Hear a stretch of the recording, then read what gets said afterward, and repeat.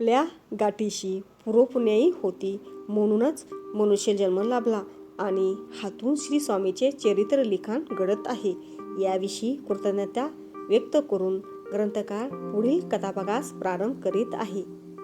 हावेरी येथे बाळाप्पा नावाचे सराफीचा व्यवहार करणारे सुखवस्तू यजुर्वेदी ब्राह्मण गृहस्थ राहत होते. वयाच्या 30 नंतर एकाएकी त्यांचे मन संसारातून विरले. त्यांना परमार्थाची ओढ लागली. त्यांचे मन प्रपंचात रमेना. प्रपंच क्षणभंगूर असून त्यातील सुखसौख्यामागे धावण्यापेक्षा शाश्वत मुक्तिदायक परमार्थाकडे वळण्याचा निश्चय त्यांनी केला. एका रात्री स्वप्नदृष्टांतामध्ये अनुकूल संकेत मिळताच बाळाप्पांनी सोलापुरात जातो असे कारण देऊन घरदार सोडले आणि सद्गुरूच्या शोधात ते बाहेर पडले. दरमजल करीत ते मुरगोड या क्षेत्री येऊन पोहोचले. मुरगोड येथे पूर्वी चिदंबर दीक्षित नावाचे सुप्रसिद्ध महापुरुष होऊन गेले.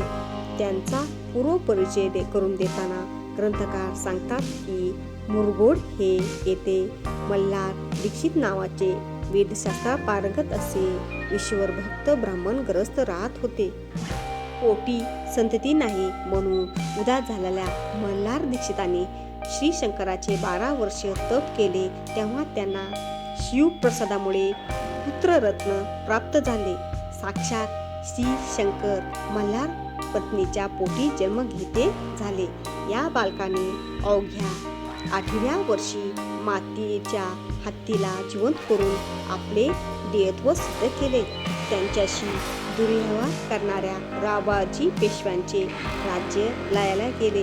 या चिदंबर सत्पुरुषांनी केलेल्या महायज्ञ सोहळ्यात आपण तूप वाढण्याचे काम केले असे खुद्द श्री स्वामींनी कथन केले होते.